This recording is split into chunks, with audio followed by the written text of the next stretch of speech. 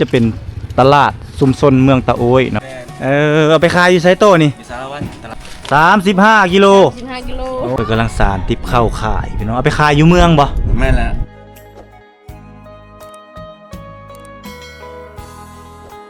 อันนี้บรรยากาศฝนตกยามเช้าๆพี่น้องเนาะต่อหน้านี่ก็คือเส้นทางไปเมืองสมุยชายแดนละไลหรือว่าชายแดนลาวเวียดนามช่วงฝนตกก็คือช่วงพายุเข้าเนาะพี่น้องเนาะอันนี้คือป้ายเฮือนพักเนาะลินดาพี่น้องเนาะลินดานี่อันนี้คือเส้นทางเข้าไปเมืองสมุยตอนนี้อยู่ที่เมืองสมุยแล้วพี่น้องเนาะกราบทักทายสบายดีบรรยากาศตอนเช้า เช้ากับบ่เช้าแล้วพี่น้องเนาะตอน 10 โมงเช้าฝนกำลังตกเลยเนาะตอนนี้บรรทุกกับอาชิหอมเนาะเดินทางมาฮอดเมืองตะโอยนับตั้งแต่มื้อวานนี้แล้วก็มาพักอยู่บ้านพักนี้เพราะว่าเราเดินทางมาก็ถือว่าค่ำมืดเลยแล้วก็ประกอบกับมีพายุเข้าเนาะพายุเข้าเลยช่วงนี้เนาะบรรทุกเดินทางเข้ามานี่คือทางซอยเด้อพี่น้องเด้อทางซอยเข้ามาบ้านพักลินดาพี่น้องเนาะอยู่ทางด้านหลังทางด้านหน้านี่จะมีร้านเป็นร้านใหญ่หรือว่าเป็นเฮือนเพิ่นเองเนาะมานี่เราก็จะเจอกับบ้านพักเนาะบ้านพักนี้โอ้ถือว่าโอเคเลยสำหรับเมืองตะโอยถ้าใครได้เดินทางมาเนาะสามารถมาพักมาเช่าได้บ้านพักเพื่อนนี่หาก็เปิดมาประมาณ3 เดือนเนาะพอดีประตุกกับไอสีหอมมาเฮกมาเพื่อนพี่น้องไอ้พวกหัวหน้าเพื่อนนั่งเฝ้าเลยตอนนี้บ้านส่วนโอ้สบายดีตอนฝนตกเนาะบรรยากาศยามเช้าสดชื่นแจ่มใสเมืองตะโอยแขวงสารวัตรไปจะได้เมื่อคืนนี้นอนรับฝันดีวะบ่ต้องเปิดพัดบ่ต้องเปิดแอร์ต้องเปิดพัดลมเย็นจ้อยๆเลยเย็นธรรมชาติธรรมชาติพี่น้องบ้านพักนี่สะอาดเนาะสะอาดจบงามระดับโรงแรมระดับ5 ดาวเลยเนาะแต่ว่าราคานี่จะ150,000 กีบอันนี้คือแพงอันนี้คือโปรโมชั่นพี่น้องเนาะโปรโมชั่นสุดคุ้มเลยเนาะแต่ละห้องมีมาได้พี่น้องมีมาเลยนี่เฮาเข้ามาทางด้านในน้อยหนึ่งนี่เฮาก็จะมีจะพบกับ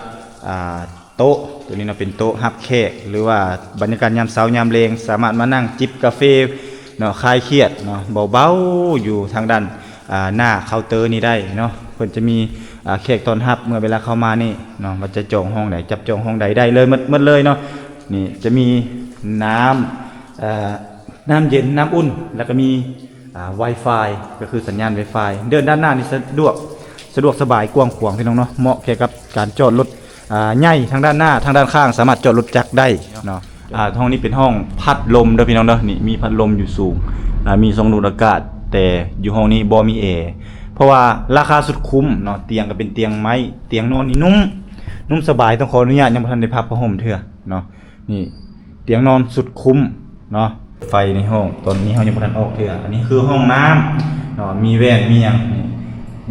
มีฝักบัวแต่ยังบ่ทันมีน้ำอุ่นเด้อห้องนี้เด้อราคาแม่น150,000 กีบสุดคุ้มฟังบ่ผิดพี่น้อง150,000 กีบอยู่ที่เมืองตะโอยนี่แหละก็คือห้องพัดลมเนาะ150,000 กีบเนี่ยได้นอนเตียงเดียวแต่ถ้าที่นี่ทางเข้าตลาดเมืองตะโอยแขวงสารวัตรท่านผู้ชมเส้นทางด้านหน้านั่นก็คือเฮาตรงไปเรื่อยๆเลยก็จะไปพุ่นแหละชายแดนละไลก็คือเมืองสมุยแขวงสารวัตรพี่น้องเนาะแต่เมืองตะโอยไปนี่ก็น่าจะประมาณเกือบ70 กิโลเมตรก็สิฮอดชายแดนละไล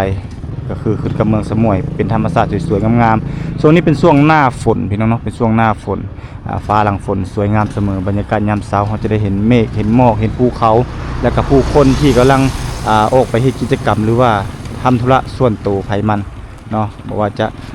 การจับจ่ายใช้สอยของพ่อแม่ประชาชนอยู่ในเขตชนบทก็จะเอาเครื่องของต่างๆออกมาขายแล้วก็ซื้อผักมีซีโซเข้าไปสู่ลูกสู่เมียเนาะสู่ครอบสู่ครัวกินเส้นทางตัวนี้จะเป็นเส้นทางที่จะลงไปสู่แขวงสารวัตรพี่น้องเนาะหรือว่าจังหวัดสารวัตรเนาะตัวนี้จะเป็นตลาดชุมชนเมืองตะโอยเนาะพ่อแม่ประชาชนอยู่ในเขตนี้อยู่ในเขตนอกจะหาพักเครื่องป่าของดงเข้ามาขายจะเป็นจุดศูนย์รวมของเมืองตะโอยเลยจะอยู่ที่นี่เนาะเขาจะพากันย่างมาแต่บ้านเขตนอกๆพุ่นแหละพี่น้ององกระพาองกระปีเข้ามาแล้วก็จะปากันมาขายเป็นจุดศูนย์รวมชาวบ้านต่างๆก็จะมาซื้อเนาะเครื่องป่าของดงเนี่ยอยู่แนวกินอยู่นี่ทางด้านหน้านี่ก็จะเป็นบ่อนขายไก่พี่น้องเนาะเป็นขายไก่หรือว่าขายของสดเข้าไปทางด้านในก็จะมีร้านขายผักข ขายปูขายปลาพักมีซีโซเข้าไปทางด้านในบรรยากาศยามแลงชาวบ้านประมาณ3 โมงแลงชาวบ้านจะพากันเอาเครื่องโคงมาขายอยู่ทางด้านนี่เนาะก็คือทางด้านในเพิ่นจัดสรรตลาดเป็นอย่างดีเลยทางด้านนี้ฝั่งนี้ก็จะเป็นบนขายวัตถุดิบเนาะขายเครื่องโคงไม่อย่างต่างๆทางรวมถึงทางด้านพุ้นนำเนาะบรรยากาศดีพี่น้องเนาะเส้นทางการเดินทางของทางเฮามื้อนี้จะเดินทางมุ่งหน้าผู้ใดออกชนบทลาวเพื่อจะไปเขตทงกาพาเปะทงกาปาเปะทางด้านพุ้นบรรยากาศยามเช้าพาท่านผู้ชมมาเลาะเบิ่งบรรยากาศตลาดพี่น้องเนาะตลาดยามเช้ากับบ่เช้าบันไดแหละบรรยากาศมืดฟ้าครึ้มฝนเฮาก็พากันมาแวะอยู่นี่ก่อนเนาะหลังจากนั้นเฮาจึงสิพาท่านผู้ชมเดินทางออกเที่ยวชมชนบทลาวพี่น้องเนาะในช่วงหน้าฝนก็เป็นช่วงที่ว่ามีพายุเข้าเนาะพายุเริ่มเข้ามาแล้วเนาะนี่ตลาดขายเครื่องของเพิ่นนี่ก็ถือว่าจัดสรรตลาดได้ดีเลยพี่น้องเนาะถือว่าคึกคืนบรรยากาศหน้าฝนบรรยากาศคึกคืนหลายเลยเนาะนี่อันนี้คือตลาดเมืองตะโอยเส้นทางการเดินทางของเฮามันนี่กำลังเดินทางมุ่งหน้าสู่ผู้และเขตชนบทของสปป.ลาวพี่น้องเอ้ยเดินทางออกจากเมืองตะโอย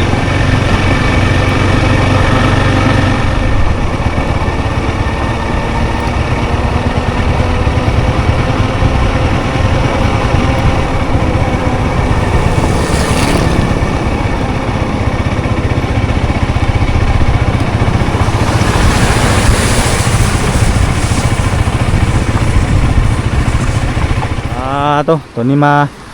ฮอด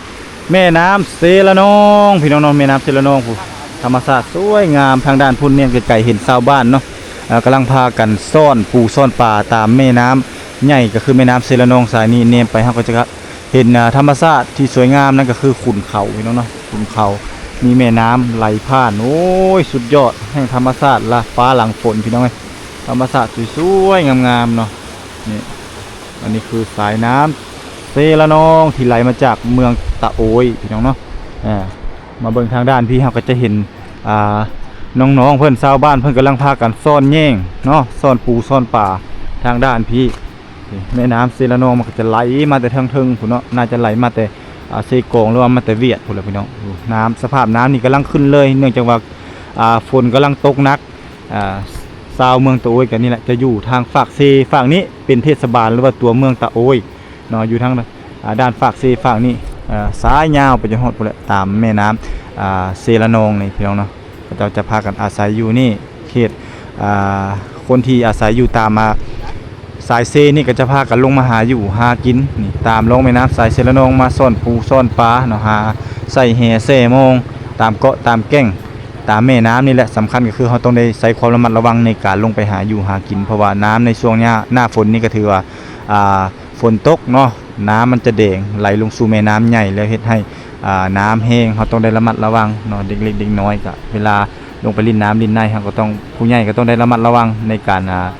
ลงลิ้นน้ำหรือว่าหาอยู่หากินของพ่อแม่ประชาชนเนาะอันนี้คือเส้นทางที่เราเดินทางมาตอนนี้ยืนอยู่ขัวเนาะยืนอยู่ขัวฝั่งนี้จะเป็นเทศบาลตัวเมืองตะโอยและฝั่งนี้ก็จะเป็นเส้นทางสู่แขวงสารวันเนาะก็จะมีแต่นี่ไปหาแขวงสารวันน่าจะประมาณเกือบ70 กิโลเมตรได้เนาะโดยผ่านเส้นทางยางลาดยางตัวนี้เนาะแล้วก็จะมีหมู่บ้านแต่ละหมู่บ้านในเขตชนบทออกไปทางแถบนอกๆมื้อนี้บรรทุกจะพาท่านผู้ชมเลาะเที่ยวชมบรรยากาศอยู่ในเขตนอกเพื่อศึกษาวิถีชีวิต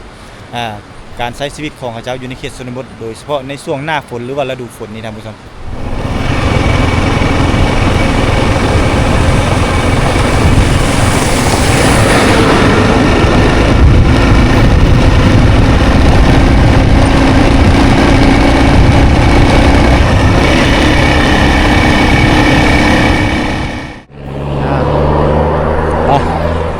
เส้นทางการเดินทางของเราสองไอ้น้องวันนี้เดินทางมาฮอดบ้านสะบองพี่น้องเนาะ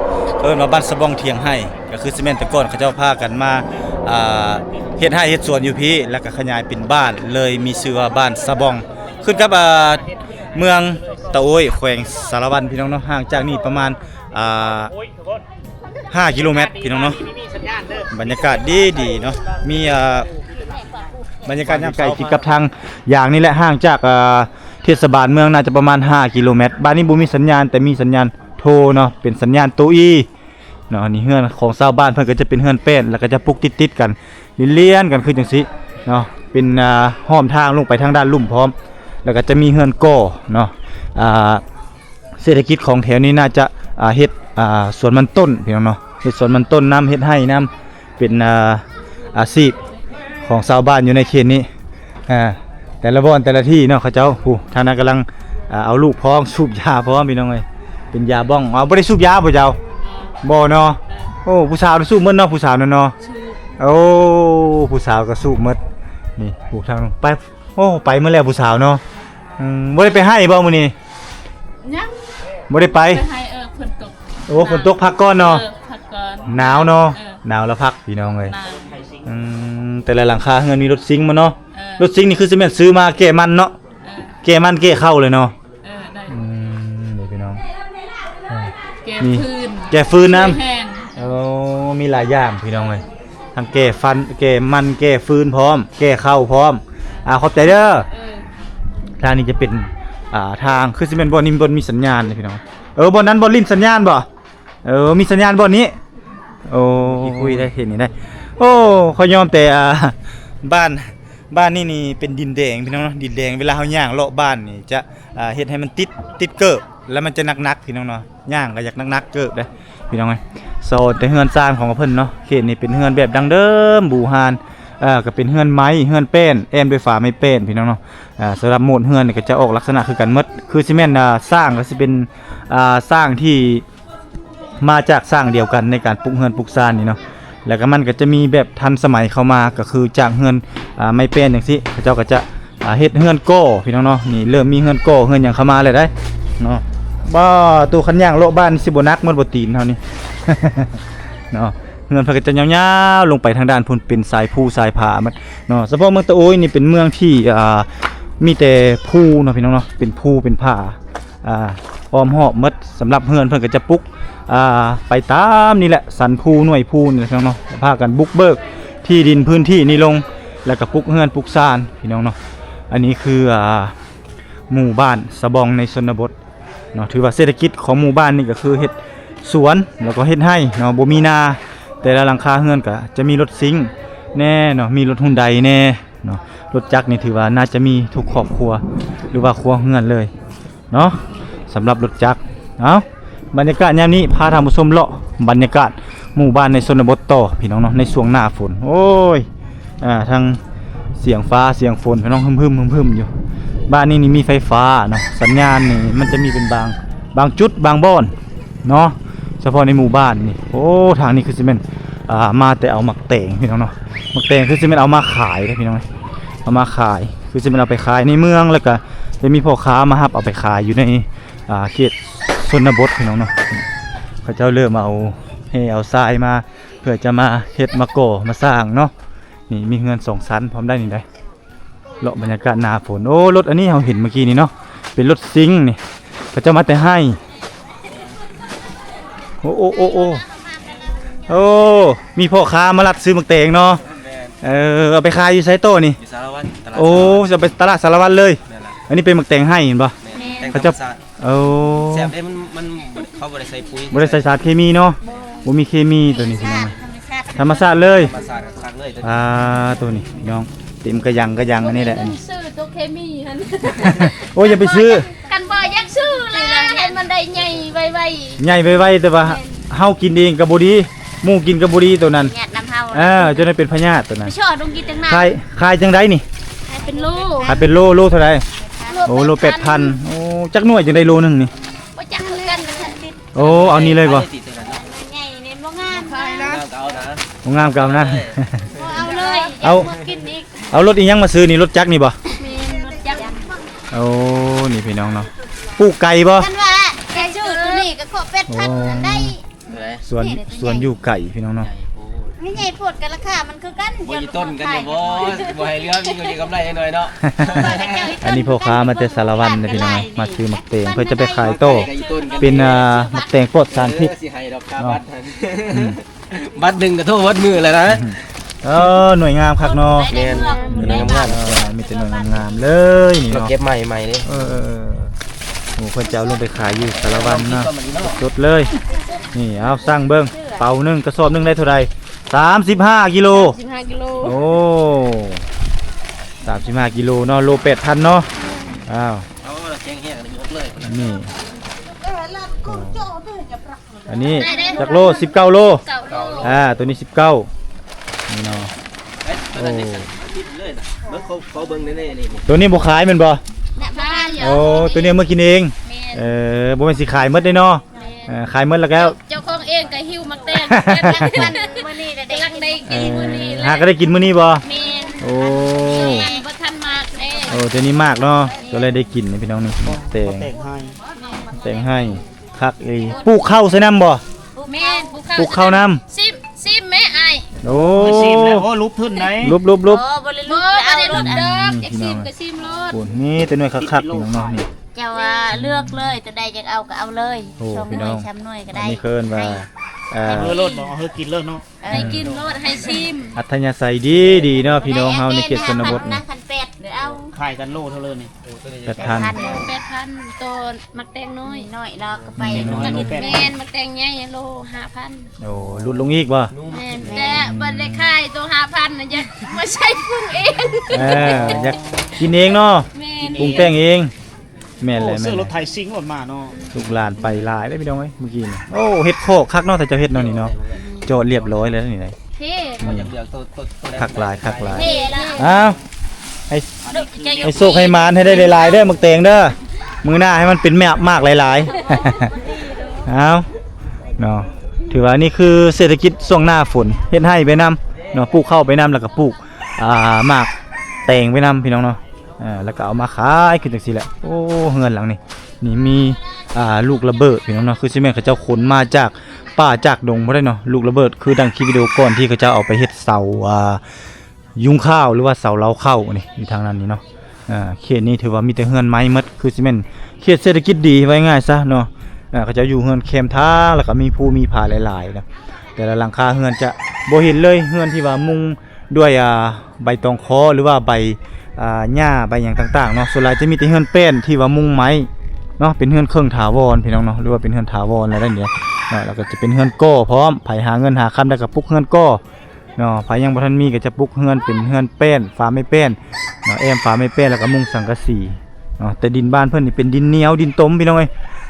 ติดตีนรถติดตีนเฮาพร้อมละเวลาเฮาย่างไปย่างมานี่เนาะเศรษฐกิจบ้านเพิ่นนี่ถือว่าดีพอสมควรพี่น้องเนาะ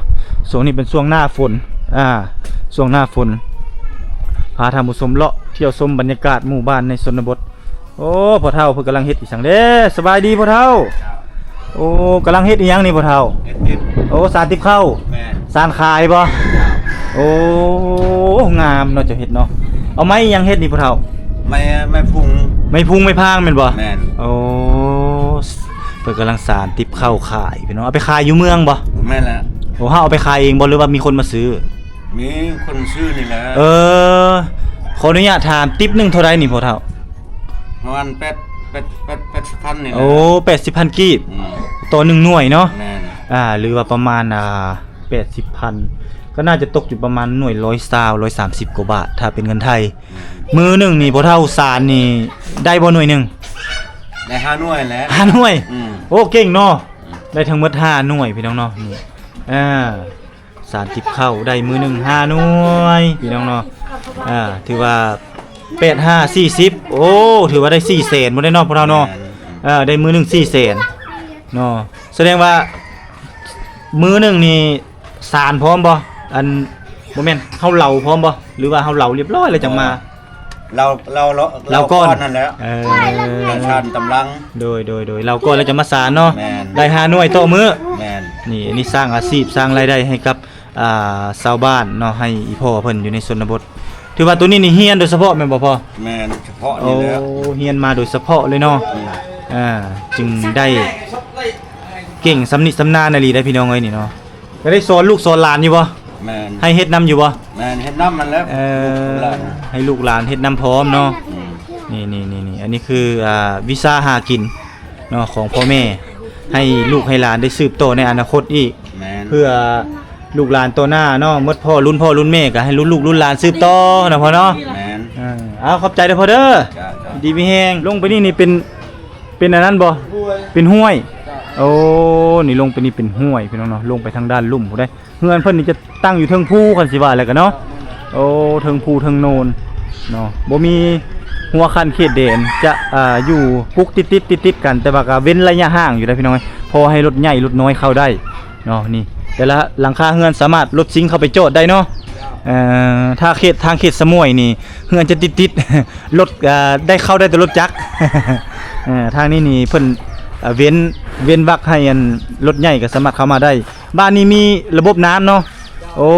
ระบบน้ำเข้าฮอดครัวเฮือนเลยพุ่นเจาะน้ำแท่งพร้อมขนาดอยู่เทิงภูได้พี่น้องเอ้ยช่วงระยะฝนเขาเจ้าก็จะนี่เอากระฟุยเนาะซื้อกระฟุยมาแล้วมาโต้งน้ำฝนนี่ให้มันตกโยดลงใส่นั่นเนาะก็เฮ็ดให้เขาเจ้านี่ได้สมใส่น้ำเนาะที่ตกจากฟ้าจากฝนเนาะถ้าเฮาบ่ได้ใช้สารเคมีหยังต่างๆก็มันจะเฮ็ดให้เขตนี้นี่มีน้ำส้มไซหรือว่าสามารถเอาไปดื่มเอาไปกินได้เนาะถือว่าอุดมสมบูรณ์หลายอย่างเลยพี่น้องหมู่บ้านเพิ่นนี่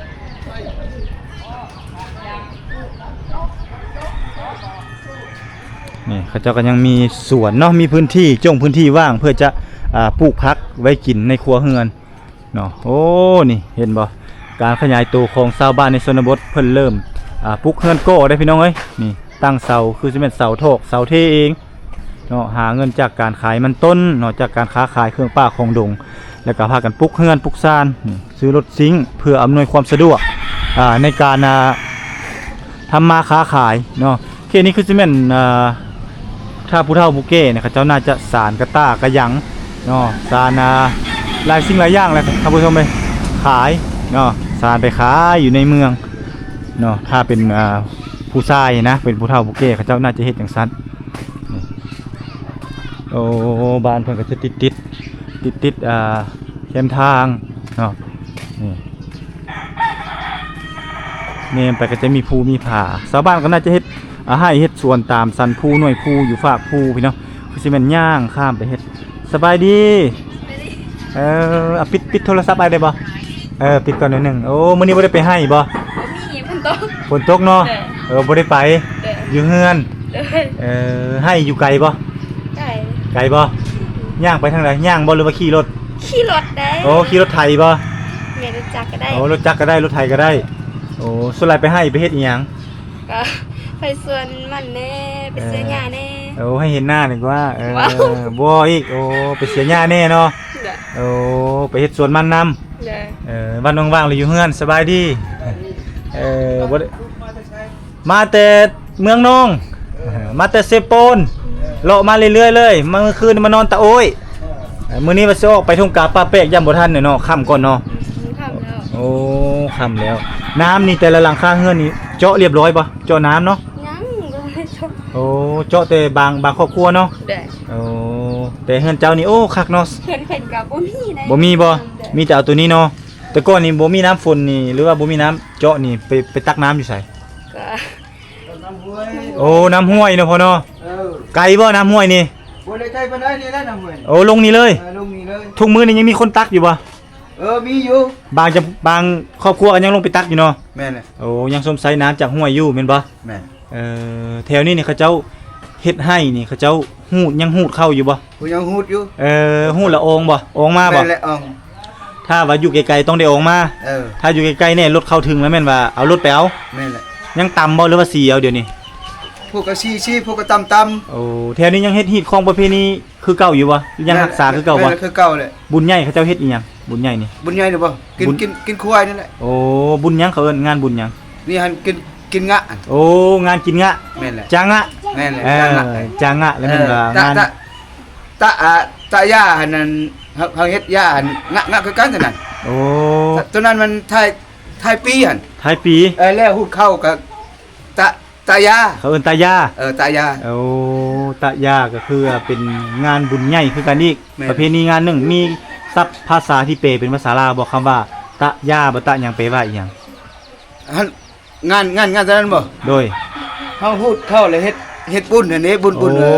ความหมายคือเอาเข้ามาหมดแล้วเอาเข้ามาหลังจากฮู้เข้าฮู้น้ำเรียบร้อยเครื่องปลูกของฝังอยู่ในไร่ในสวนเอามาแล้วเลยเฮ็ดตะยาแม่นแหละตะยาบัดนี้ จังอะเด้ จะก็อ่านกินครัวเฮ็ดฮีท่าน โอ้อยู่เฮือน อยู่เฮือนนั้น โอ้เฮือนไปเฮือนมันบ่ เออเฮ็ดมัน โอ้แล้วก็เชิญแขกคนญาติพี่น้องแต่ละบ้านแต่ละเมืองนี่ที่ไปเอาผัวเอาเมียอยู่บ้านนั้นมานี่มา แม่นแหละ ตัวนั้นกินงะ กินงะ แล้วก็โอ้กันกินงัวกินควาย แม่นแหละ โอ้นั่นช่วงในช่วงเดือนใดไอ้ นี่บ่ โดยช่วงเดือนใดที่เขาเจ้าเฮ็ดกินงะนี่ เดือน12 เดือน12คือกันเนาะ เออ โอ้เชิญว่าจังอะ เออ นี่พี่น้องคือจารีตฮีตของประเพณีของชนเผ่าตะโอ้ยแม่นบ่ แม่นแหละ โอ้มีจังหลังคาเฮือนเพาะหมดบ้านนี่ นี่บ่ โดย 70พีหลังคา บ้านสะบองมี74หลังคาเฮือน เออ นับถือผีเนาะ แม่น โอ้เป็นบ้านชนเผ่าตะโอ้ยที่นับถือผีเนาะบ่มีศาสนาบ้านเพิ่นนี่จะนับถือผีพ่อผีแม่ผีปู่ผีย่าผีอยู่ป่าอยู่ดงเนาะ แม่น มีหลายผีกันสิว่าเลยเนาะ แม่นแหละ อันนี้บ้านแต่เก่าแต่แก่เลยบ่หรือว่าหากันมาตั้งบ้านนี่ นี่บ่ โดย นี่หั่นน่ะเฮาตั้งบ้านเนี่ยปี95 โอ้ปี1995 แม่นแหละ ย้ายมาตั้งอยู่นี่ บ้า บ้าน ย้ายไปแต่ตะโอ้ยหั่น แต่ก่อนอยู่ตะโอ้ยเห็นบ่ ห่วมบ้านอยู่หั่น โอ้แต่ก่อนอยู่พุ่น และย้ายออกมาแต่ปี1995แล้วมาอยู่นี่ อยู่พี่ โอ้บ้านสะบองเนาะ บ้านชาวบางเทียงให้ สะบองเทียงให้ แม่นแหละ แสดงว่าแต่ก่อนไม่เฮ็ดให้อยู่พี่ เออ ย้ายออกมาครอบครัวหนึงสองครอบครัว แล้วก็ขยายออกกลายเป็นหลายครอบครัว เลยตั้งชื่อว่าบ้านสะบองเทียงให้ แม่นแหละ คำว่าเทียงให้ก็คือเขาเจ้าออกมาเฮ็ดให้อยู่พี่ เอามา แล้วก็ เฮ็ดให้แต่พุ่นก็เอาเฮ็ด ออกมาอยู่นี่ เออ แล้วก็เลยกลายเป็นบ้านเลย แม่ ชื่อว่าบ้านสะบองเทียงให้ เออ เนาะพี่น้องเนาะขอบใจหลายๆเด้อพ่อเด้อที่ให้ข้อมูลลูกหลานคือว่าโอเคเลยข้อมูลเพิ่นก็แน่นเติบเนาะออกมาปุ๊กทมิตก็สิแม่นเฮือนจังซี่เลยเนาะพ่อเนาะ เฮือนจังซี่แล้วก็มุงหญ้าพี่น้องเนาะ เชย มุงเชยใบเชยนะบ่ ไปเชยล่ะ นี่เขาเรียกว่าใบเชยก็คือใบหวายพี่น้องเนาะใบหวายที่เขาเจ้าสามารถเอายอดของมันนั้นมาป่นมาแกงกินเนาะได้หมดนี่ตัวนี้ก็จากเฮือนทมิตออกมาอยู่จังซี่ต่อไปก็จะเป็นเฮือนครัวแล้วก็ปุ๊กเฮือนใหญ่คือจังซี่เนาะอันนี้คือหมู่บ้านเพิ่นในชนบทตัวนี้จะเป็นเพิ่นเฮ็ดบ่อนฮานเพื่อจะต้งน้ำฝนกักเก็บน้ำฝนไว้กินไว้ใช้นี่เฮาบ่อยากไปตักน้ำยันมันมืดมันหยังต่างๆอยู่ทางด้านลุ่มเฮาก็ตักอยู่นี่เนาะไปส้มไซน้ำอยู่ในครัวเฮือนได้เนาะนี่สะดวกสบายในช่วงหน้าฝนเนาะขอบใจหลายๆเด้อสำหรับข้อมูลเมื่อกี้นี่ก็ถือว่าพ่อเพิ่นก็ถือว่าให้ข้อมูลถือว่าแน่นพอสมควรเนาะสำหรับหมู่บ้านนี้บรรยากาศหน้าฝนก็สิประมาณนี้พี่น้องก็จะพาท่านผู้ชมเลาะเลยนะเลาะชมเที่ยวบรรยากาศตอนฝนตกเลยเนาะเพื่ออยากให้ได้อรรถรสและบรรยากาศที่สวยงามในช่วงหน้าฝนคือจังสิหมู่บ้านนี้เป็นหมู่บ้านที่ติดแคมทางโอ้ยเสียวฟ้าก็อยากมาบเลื่อมนะพี่น้องเนาะ